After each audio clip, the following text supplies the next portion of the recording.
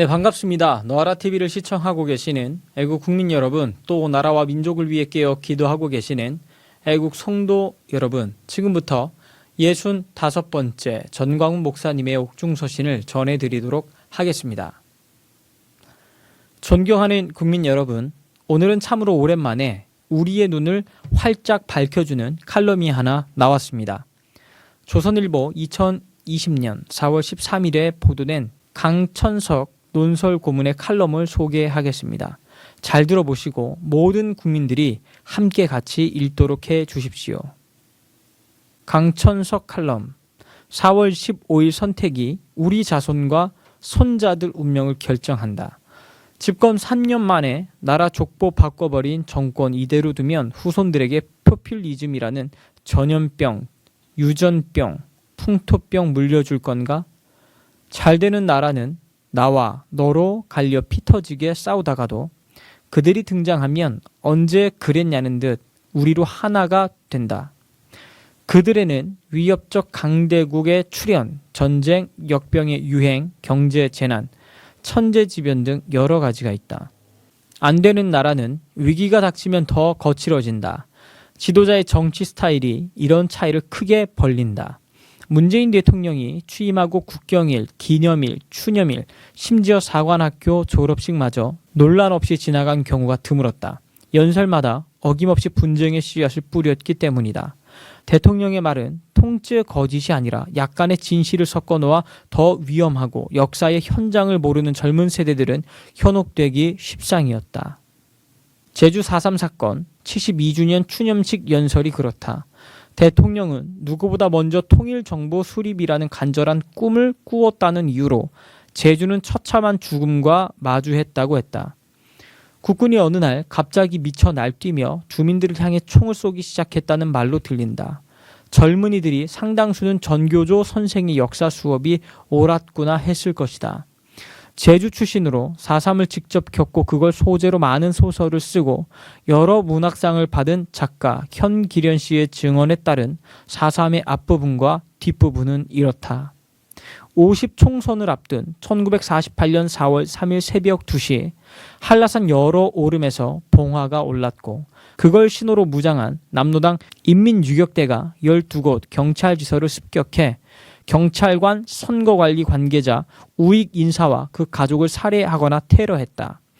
이 혼란으로 북제주 2개 선거구가 투표자 미달로 선거 무효가 됐다.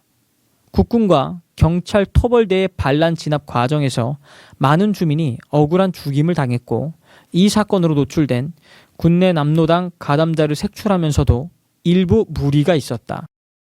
그러나 남로당 가담자들이 군에 그대로 잠복한 상태에서 6.25를 당했더라면 전선 배후에서 반란이 일어났을 것이다.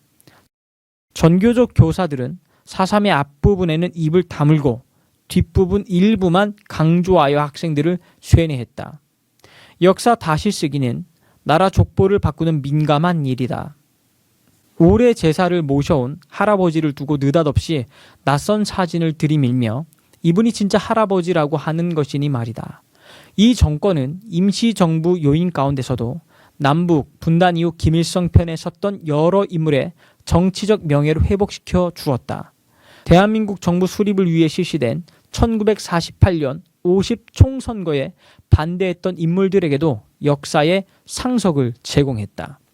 그러면서도 임시정부 수립 100주년 기념식과 대한민국 정부 수립을 기념하는 자리에서 두 정부의 초대 대통령을 지낸 이승만 대통령에 대해선 이런 반구가 없었다. 박정희 시대는 전설 속의 암흑천지가 돼버렸다. 이대로 두면 대한민국은 머지않아 자식이 아버지, 할아버지를 바꾼 세상에 둘도 없는 나라가 될 것이다.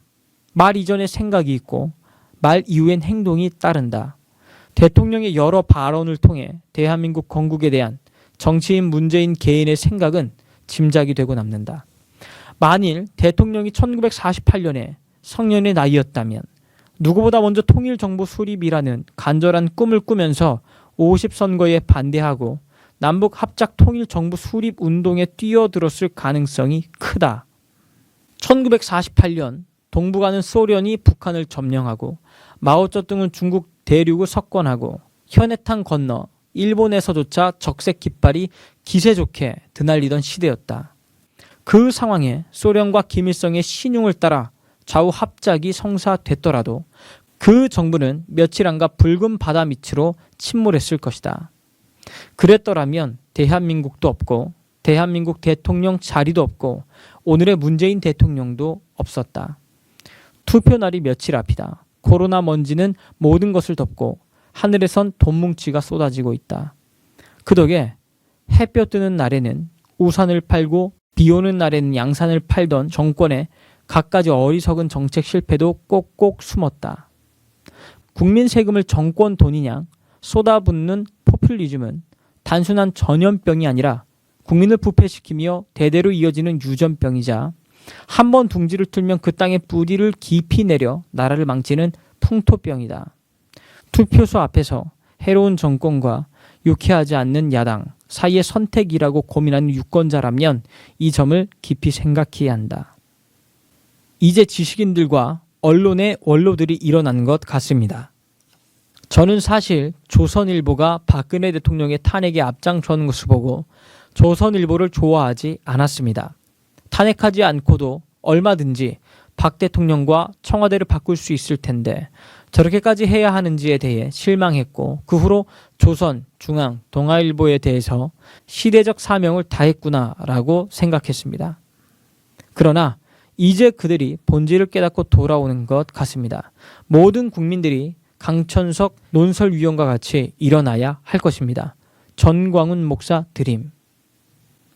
이로써 65번째 전광훈 목사님의 옥중서신을 마치도록 하겠습니다. 시청해 주셔서 대단히 감사드립니다.